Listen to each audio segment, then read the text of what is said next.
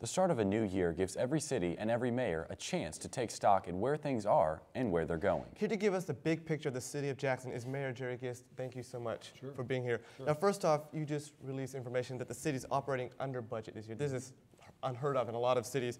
How are we doing that? Well, our revenues are up, which certainly helps. And on the other hand, we have reduced expenses. Our department heads have really done a great job this year in reducing expenses, trying to watch what they spend. So thus far this year, we're about 5% under budget. And I think the important thing is last year, we were able to come in roughly $3.2 million under budget. And that really helps when you're trying to provide good quality services to our citizens. Now, you just kind of touched on that, but a lot of businesses across the country are cutting back in order to stay under budget.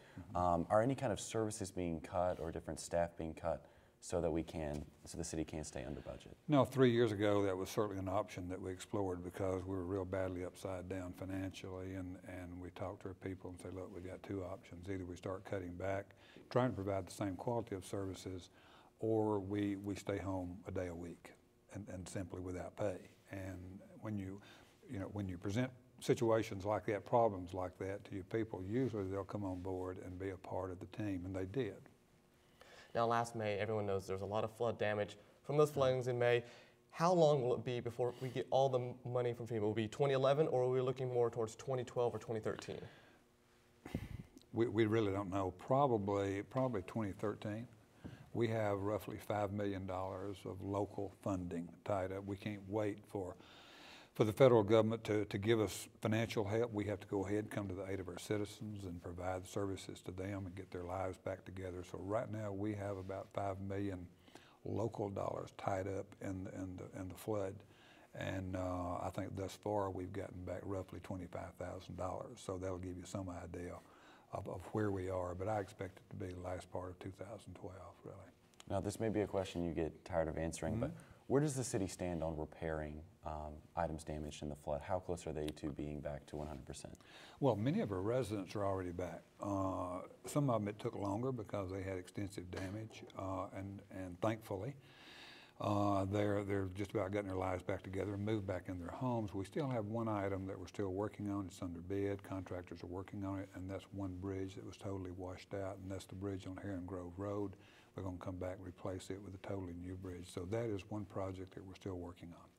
Now, how difficult is it for cities to maintain services, to upgrade roads and rebuild bridges, as you said, without raising taxes a lot?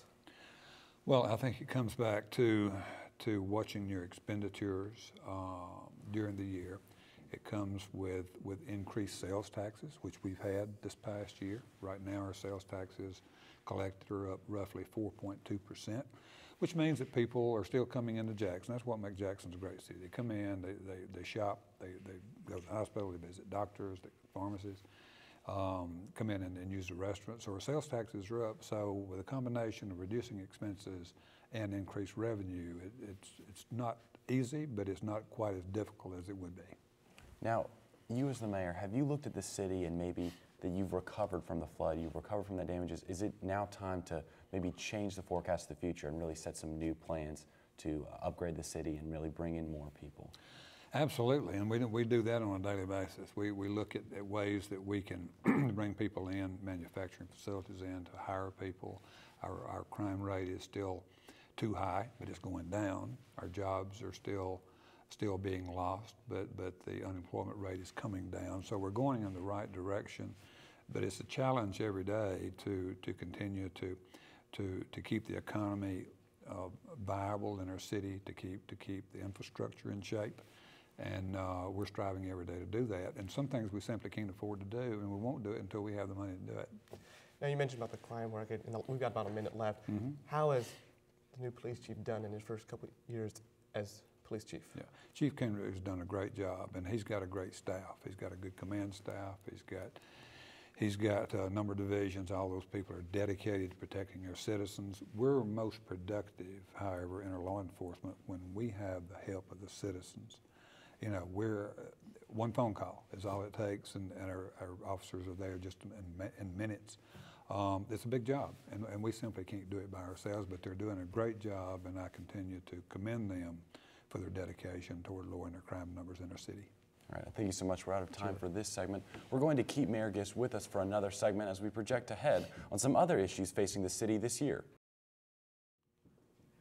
We're continuing our conversation with Jackson Mayor Jerry Gist. Now, last month, Dr. Nancy Zambito said she will not seek an extension of her contract. The city doesn't have control of the schools, but what has your assessment been of her job here in Jackson-Madison County? Well, the city really has no administrative capabilities for a school system. We provide a lot of funding for the school system. This past year, just in sales taxes alone, we provide the school system roughly $34 million that was collected inside the city. Dr. Zambito has done a great job. She is a tireless worker, one that presents herself with a lot of class and a lot of grace.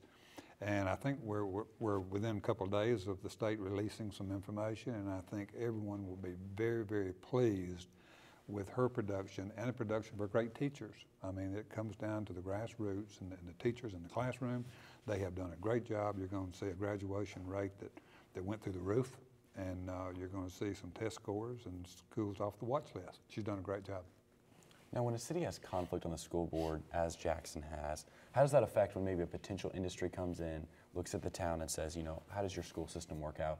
And you might have to give a slightly negative answer. How does that affect that? We need to watch what we say publicly. I mean, you can say anything, and any dialogue between elected officials, you know, can be discussed around the table, discussed over the telephone, it can be discussed in a number of ways, but what is presented to the national media, and that's exactly where it goes. It has capability of being on national media, on the internet. We need to be a little bit more and use a little bit more civility in our comments, and support each other as team players. Now, City Council has looked at possibly approving a charter school. Let's look at this two ways. What is the charter school going to be for, and what will the pros and cons be with the school? Well, I think at this particular time with some good numbers coming in, but that doesn't necessarily mean we still can't look at good creative ways to make a better education experience for young people. You know, this is basically for underserved kids, mainly sixth grade right now, and we're talking about 100, not very many students coming out. So I would support any move to improve the education experience for those kids who may not otherwise be afforded that opportunity. Now, shifting topics to something else that affects our city, you recently told our news director that you don't feel confident that the NAIA tournament is going to remain in Jackson after this year. We also touched on Jackson 24/7 and said, usually a decision has been made at this point, said where the city will be next year. But they're still holding off on that. What do you think the reason is for Well, that? I think the reason they're holding off is because that we will have the tournament this year. And to announce whether we have it or whether Frankfort, Kentucky has it for next year is not the thing to do, because we still have to provide a good athletic experience and for the student athletes coming in. I can't get a warm and fuzzy feeling about our bid, even though it's a good bid. We've had the tournament for 22 years, which is the longest tenure of any host. Hardin County had the football tournament for 7 years, the NAIA football tournament. And I think there are other circumstances other than the bid, perhaps, maybe many of our coaches, many of our students and faculty and staff of some of the other NAIA schools kind of feel like that Oman Arena is now the home court, if you will, for Union University. And so many of our local schools are seeking NCAA accreditation and trying to get into the NCAA Division II, and I think that those factors, and we just don't know. We're hopeful. We feel like we submitted a good bid for it, though. Now, what will this mean to the city if we end up losing the tournament? What financial losses will we have in the last minute? Well, it's hard to say. A lot of the economic impact of the tournament, of course, obviously you have the girls coming in. They're going to occupy hotel, motel rooms. Some of the parents come with them, some don't. Most of our people who attend the NAIA are local people. We'll have some people coming in from out of county, but normally they'd come to the tournament and then go back home. And we're going to miss the additional economic impact of the restaurants. Not so much hotels as you'd think, but still, I mean, our relationship with the NAIA has been great. They have been a great partner with us. We feel like we've been a great partner with them.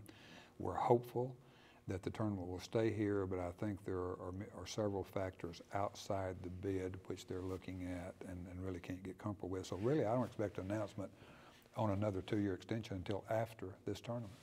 Well, Mayor Gibbs, thank you so much Sure. for joining us and taking a look Sure. at the city of Jackson.